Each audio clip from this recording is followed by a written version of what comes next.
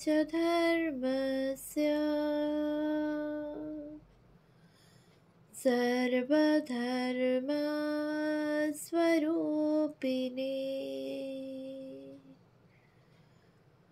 अवतार वरिष्ठाय रामकृष्णाय ते नमः। শ্রী শ্রী রামকৃষ্ণ লীলা প্রসঙ্গ প্রথম ভাগ, পূর্বকথা ও বাল্যজীবন, সাধকভাব ও গুরুভাব পূর্বার্ধ। পূজনীয় স্বামী শারদানন্দজি মহারাজের রচনা। পৃষ্ঠা সংখ্যা 101। ঠাকুরের কলিকাতায় পুনরাগমন। বিবাহের পর ঠাকুর প্রায় 1 বৎসর 7 মাস কাল কামারপুকুরেই অতিবাহিত করিয়াছিলেন। বোধ হয় শরীর সম্পূর্ণ সুস্থ না হইয়া কলিকাতায় ফিরিলে পুনরায় তাহার বায়ুরোগ হইতে পারে, এই আশঙ্কা করিয়া শ্রীমতী চন্দ্রাদেবী তাহাকে সহসা যাইতে দেন নাই। যাহা হোক, সন 1267 সালের অগ্রহায়ণ মাসে বধূ 7ম বর্ষে পদার্পণ করিলে কুলপ্রথা অনুসারে তাহাকে কয়েকদিনের জন্য শ্বশুরালয়ে গমনপূর্বক শুভ দিন দেখিয়া পত্নীর সহিত একত্রে কামারপুকুরে আগমন করিতে হইয়াছিল। ঐরূপ জোড়ে আসিবার অনতিকাল পরে তিনি কলিকাতায় ফিরিতে সংকল্প করিয়াছিলেন। মাতা ও ভ্রাতা তাহাকে কামারপুকুরে আরও কিছুকাল অবস্থান করিতে বলিলেও সংসারের অভাব অনটনের কথা তাহার অবিদিত ছিল না। ওই কারণে তাহাদিগের কথা না শুনিয়া তিনি কালীবাটিতে ফিরিয়া পূর্ববৎ শ্রী শ্রী জগদম্বার সেবা কার্যে ব্রতী হইয়াছিলেন। ঠাকুরের দ্বিতীয়বার দিব্যোন্মাদ অবস্থা। কলিকাতায় ফিরিয়া কয়েকদিন পূজা করিতে না করিতেই তাহার মন ওই কার্যে এত তন্ময় হইয়া যাইল যে মাতা, ভ্রাতা, স্ত্রী, সংসার, অনটন প্রভৃতি কামারপুকুরের সকল কথা তাহার মনের এক নিভৃত কোণে চাপা পড়িয়া গেল এবং শ্রী শ্রী জগন্মাতাকে সকল সময়ে সকলের মধ্যে কি রূপে দেখিতে পাইবেন, এই বিষয়েই উহার সকল স্থল অধিকার করিয়া বসিল। দিবারাত্র স্মরণ, মনন, জপ, ধ্যানে তাহার বক্ষ পুনরায় সর্বক্ষণ আরক্তিম ভাব ধারণ করিল। সংসার ও সাংসারিক বিষয়ের প্রসঙ্গ বিশপদ বোধ হইতে লাগিল। বিষম গাত্রদাহ পুনরায় আসিয়া উপস্থিত হইল এবং নয়ন কোণ হইতে নিদ্রা যেন দূরে কোথায় অপসৃত হইল। তবে শারীরিক ও মানসিক ওই প্রকার অবস্থা ইতঃপূর্বে একবার অনুভব করায় তিনি উহাতে পূর্বের ন্যায় এককালে আত্মহারা হইয়া পড়িলেন না।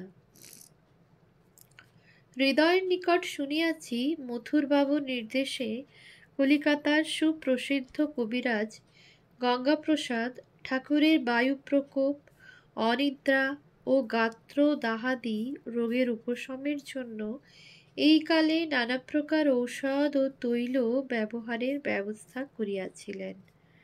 চিকিৎসায় আশু ফল না পাইলেও হৃদয় নিরাশ না হইয়া মধ্যে মধ্যে ঠাকুরকে সঙ্গে লইয়া কবিরাজের কলিকাতাস্থ ভবনে উপস্থিত হইত।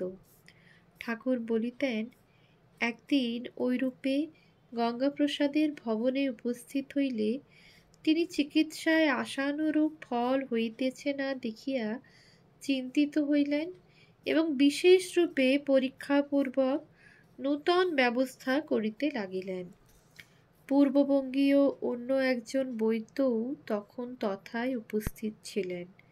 রোগের লক্ষণ সকল শ্রবণ করিতে করিতে তিনি বলিয়াছিলেন, ইহার দিব্যোন্মাদ অবস্থা বলিয়া বোধ হইতেছে। উহা যোগজ ব্যাধি, ঔষধে সারিবার নহে। কেহ কেহ বলেন গঙ্গাপ্রসাদের ভ্রাতা শ্রীযুক্ত দুর্গাপ্রসাদই ঠাকুরকে ওই কথা বলিয়াছিলেন। ওই বৈদ্যই ব্যাধির ন্যায় প্রতীয়মান আমার শারীরিক বিকারসমূহের যথার্থ কারণ প্রথম নির্দেশ করিতে সমর্থ হইয়াছিলেন। কিন্তু কেহই তখন তাহার কথায় আস্থা প্রদান করে নাই। ঐরূপে মথুরবাবু প্রমুখ ঠাকুরের হিতৈষী বন্ধুবর্গ তাহার অসাধারণ ব্যাধির জন্য চিন্তান্বিত হইয়া নানা রূপে চিকিৎসা করাইয়াছিলেন। রোগের কিন্তু ক্রমশ বৃদ্ধিভিন্ন উপশম হয় নাই। চন্দ্রাদেবীর হত্যাদান সংবাদ ক্রমে কামারপুকুরে পৌঁছিল। শ্রীমতী চন্দ্রাদেবী উপায়ান্তর না দেখিয়া পুত্রের কল্যাণ কামনায় মহাদেবের নিকট হত্যা দেবার সংকল্প স্থির করিলেন এবং কামারপুকুরের বুড়ো শিবকে জাগ্রত দেবতা জানিয়া তাহারই মন্দির প্রান্তে প্রায় উপবেশন করিয়া পড়িয়া রহিলেন। মুকুন্দপুরের শিবের নিকট হত্যা দিলে তাহার মনোবিলাস পূর্ণ হইবে। তিনি এইখানে এইরূপ প্রত্যাদেশ লাভ করিলেন এবং ওই স্থানে গমনপূর্বক পুনরায় প্রায় উপবেশনের অনুষ্ঠান করিলেন। মুকুন্দপুরের শিবের নিকট ইতঃপূর্বে কামনা পূরণের জন্য কেহ হত্যা দিত না। প্রত্যাদিষ্টা বৃদ্ধা উহা জানিয়াও মনে কিছুমাত্র দ্বিধা করিলেন না। 2-3 দিন পরেই তিনি স্বপ্নে দেখিলেন জলজ্জটা সুশোভিত বাঘাম্বর পরিহিত রজতদলিত কান্তি মহাদেব সম্মুখে আবির্ভূত হইয়া তাহাকে সান্ত্বনা দানপূর্বক বলিতেছেন, ভয় নাই, তোমার পুত্র পাগল হয় নাই। ঐশ্বরিক আবেশে তাহার ঐরূপ অবস্থা হইয়াছে। ধর্মপরায়ণা বৃদ্ধা ঐরূপ দেবাদেশ লাভে আশ্বস্তা হইয়া ভক্তিপূত চিত্তে শ্রী শ্রী মহাদেবের পূজা দিয়া গৃহে ফিরিলেন এবং পুত্রের মানসিক বিকার শান্তির জন্য কুলদেবতা রঘুবীর ও শীতলা মাতার এক মনে সেবা করিতে লাগিলেন। শুনিয়াছি মুকুন্দপুরের শিবের নিকট তদবধি অনেক নরনারী প্রতি বৎসর হত্যা দিয়া সফল কাম হইতেছে। ঠাকুরের এই কালের অবস্থা। ঠাকুর তাহার এই কালের দিব্যোন্মাদ অবস্থার কথা স্মরণ করিয়া আমাদিগকে কত সময় বলিয়াছেন। আধ্যাত্মিক ভাবের প্রাবল্যে সাধারণ জীবের শরীর মনে ঐরূপ হওয়া দূরে থাকুক, উহার 1/4 বিকার উপস্থিত হইলে শরীর ত্যাগ হয়। দিবারাত্রির অধিকাংশ ভাগ মার কোনো না কোনরূপ দর্শনাদি পাইয়া ভুলিয়া থাকিতাম, তাই রক্ষা। নতুবা নিজ শরীর দেখাইয়া এ খোলটা থাকা অসম্ভব হইত। এখন হইতে আরম্ভ হইয়া দীর্ঘ 6 বৎসর কাল তিলমাত্র নিদ্রা হয় নাই। চক্ষু পলকশূন্য হইয়া গিয়াছিল। সময়ে সময়ে চেষ্টা করিয়াও পলক ফেলিতে পারিতাম না। কতকাল গত হইল তাহার জ্ঞান থাকিত না এবং শরীর বাঁচাইয়া চলিতে হইবে এই কথা প্রায় ভুলিয়া গিয়াছিলাম।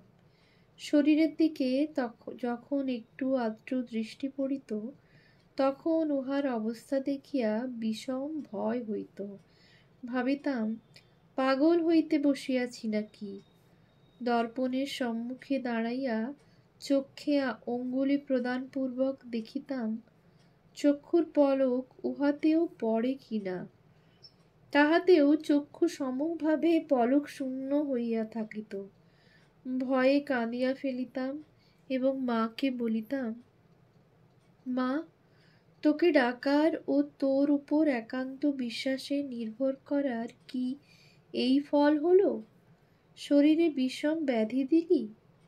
আবার পরক্ষণেই বলতাম, তা যা হবার হোক গে, শরীর যাই যাক, তুই কিন্তু আমায় ছাড়িসনি। আমায় দেখা দে, কৃপা কর। আমি যে মা তোর পাদপদ্মে একান্ত শরণ নিয়েছি, তুই ভিন্ন আমার যে আর অন্য গতি একেবারেই নাই। ওইরূপে কাঁদিতে কাঁদিতে মন আবার অদ্ভুত উৎসাহে উত্তেজিত হইয়া উঠিত। শরীরটাকে অতি তুচ্ছ হেয় বলিয়া মনে হইত এবং মার দর্শন ও অভয়বাণী শুনিয়া আশ্বস্ত হইতাম। মথুরবাবুর ঠাকুরকে শিবকালী রূপে দর্শন। শ্রী শ্রী জগন্মাতার অচিন্ত নিয়োগে মথুরবাবু এই সময় একদিন ঠাকুরের মধ্যে অদ্ভুত দেবপ্রকাশ অযাচিতভাবে দেখিতে পাইয়া বিস্মিত ও স্তম্ভিত হইয়াছিলেন। কি রূপে তিনি সেদিন ঠাকুরের ভিতর শিব ও কালীমূর্তি সন্দর্শনপূর্বক তাহাকে জীবন্ত দেবতা জ্ঞানে পূজা করিয়াছিলেন, তাহা আমরা অন্যত্র বলিয়াছি। গুরুভাব পূর্বার্ধ ৬ষ্ঠ অধ্যায়। ওই দিন হইতে তিনি যেন দৈব শক্তি প্রভাবে ঠাকুরকে ভিন্ন নয়নে দেখিতে এবং সর্বদা ভক্তি বিশ্বাস করিতে বাধ্য হইয়াছিলেন।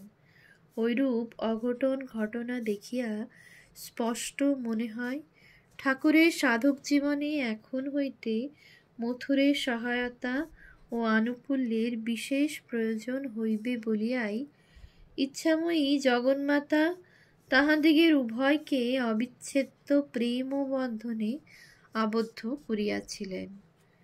সন্দেহবাদ, জড়বাদ ও নাস্তিক্য প্রবণ বর্তমান যুগে ধর্মগ্লানি দূর করিয়া জীবন্ত অধ্যাত্ম শক্তি সংক্রমণের জন্য ঠাকুরের শরীর মন রূপ যন্ত্রটিকে শ্রী শ্রী জগদম্বা কত যত্নে ও কি অদ্ভুত উপায় অবলম্বনে নির্মাণ করিয়াছিলেন, ঐরূপ ঘটনা সকলে তাহার প্রমাণ পাইয়া স্তম্ভিত হইতে হয়। ১০ম অধ্যায়। ভৈরবী ব্রাহ্মণী সমাগম। রানী রাসমণির সাংঘাতিক পীড়া। সন ১২৬৭ সালের শেষ ভাগে, ইংরেজি ১৮৬১ খ্রিস্টাব্দে কামারপুকুর হইতে দক্ষিণেশ্বরে ফিরিবার পরে ঠাকুরের জীবনে দুইটি ঘটনা সমুপস্থিত হয়। ঘটনা দুইটি তাহার জীবনে বিশেষ পরিবর্তন উপস্থিত করিয়াছিল, সেজন্য উহাদের কথা আমাদিগের আলোচনা করা আবশ্যক। ১৮৬১ খ্রিস্টাব্দের প্রারম্ভে রানী রাসমণি গ্রহণী রোগে আক্রান্ত হয়েন। ঠাকুরের নিকট শুনিয়াছি রানী ওই সময়ে একদিন সহসা পড়িয়া যান। উহাতেই জ্বর, গাত্রবেদনা ও অজীর্ণাদি ক্রমে ক্রমে উপস্থিত হইয়া উক্ত রোগের সঞ্চার করে। ব্যাধি স্বল্পকাল মধ্যে সাংঘাতিক ভাব ধারণ করিয়াছিল। রানীর দিনাজপুরের সম্পত্তি দেবোত্তর করা ও মৃত্যু। আমরা ইতঃপূর্বে বলিয়াছি, সন ১২৬২ সালের ১৮ই জ্যৈষ্ঠ, ইংরেজি ১৮৫৫ খ্রিস্টাব্দের মে মাসের ৩১ তারিখ বৃহস্পতিবার রানী দক্ষিণেশ্বরে দেবী প্রতিষ্ঠা করেন। ঠাকুরবাটির ব্যয় নির্বাহের জন্য তিনি ওই বৎসর ১৪ই ভাদ্র, ইংরেজি ২৯শে আগস্ট তারিখে দিনাজপুর জেলার অন্তর্গত ৩ লাট জমিদারি ২,২৬,০০০ মুদ্রায় ক্রয় করিয়াছিলেন। প্লেন্ট ইন হাইকোর্ট সুট নং 308 of 1872, পদ্মমণি দাসী versus Jagadamba Dasi recites the following from the deed of endowment executed by Rani Rashmani. According to my late husband's desire, I, on 18th Jyeshtha 1262 BS, 31st May 1855, established and consecrated the Thakurs, and for purpose of carrying on the Seva purchased 3 lots of zamindaris in district Dinajpur on 14th Bhadra 1262 BS, 29 August 1855 for rupees 2,26,000। কিন্তু মনে মনে সংকল্প থাকিলেও এতদিন তিনি ওই সম্পত্তি দানপত্র করিয়া দেবোত্তরে পরিণত করেন নাই। আসন্নকাল উপস্থিত দেখিয়া উহা করিবার জন্য তিনি এখন ব্যস্ত হইয়া উঠিলেন। রানীর 4 কন্যার মধ্যে মধ্যমা ও তৃতীয়া শ্রীমতী কুমারী ও শ্রীমতী করুণাময়ী দাসীর কালীবাটি প্রতিষ্ঠার পূর্বেই মৃত্যু হইয়াছিল। সুতরাং তাহার মৃত্যুশয্যার পার্শ্বে তাহার জ্যেষ্ঠা ও কনিষ্ঠা কন্যাদ্বয় শ্রীমতী পদ্মমণি ও শ্রীমতী জগদম্বা দাসী উপস্থিত ছিলেন। দানপত্র সম্পন্ন করিবার কালে তিনি ভবিষ্যৎ ভাবিয়া উক্ত সম্পত্তির অযথা নিয়োগের পথ এককালে রুদ্ধ করিবার মানসে নিজ কন্যাদ্বয়কে দেবোত্তর করিবার সম্মতি প্রদানপূর্বক ভিন্ন এক অঙ্গীকারপত্র সহি করিতে বলিয়াছিলেন। শ্রীমতী জগদম্বা উক্ত পত্রে সহি প্রদান করিলেন, কিন্তু জ্যেষ্ঠা কন্যা পদ্মমণি বহু অনুরোধেও উহাতে সহি দিলেন না। সেজন্য মৃত্যুশয্যায় শয়ন করিয়াও রানী শান্তি লাভ করিতে পারেন নাই। অগত্যা জগদম্বার ইচ্ছায় যাহা হইবার হইবে ভাবিয়া রানী 1861 খ্রিস্টাব্দের 18 ফেব্রুয়ারি তারিখে দেবোত্তর দানপত্রে সহি করিলেন। The deed of endowment dated 18th February 1861 was executed by Rani Rashmani. She acknowledged her execution of the same before J.F. Watkins, Solicitor, Calcutta. This dedication was accepted as valid by all parties in Alipur Suit No. 47 of 1867. Jodunath Chaudhary versus Padmamani, and in the High Court Suit No.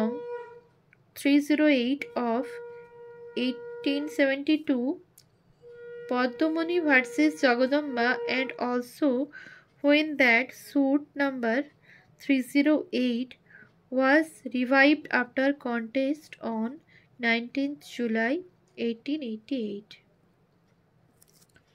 এবং ওই কার্য সমাধা করিবার পরদিন 19 ফেব্রুয়ারি তারিখে রাত্রিকালে শরীর ত্যাগ করিয়া দেবীলোকে গমন করিলেন। ওম শান্তি শান্তি শান্তি। হরি ওম তৎসৎ। শ্রীরামকৃষ্ণার্পণমস্তু।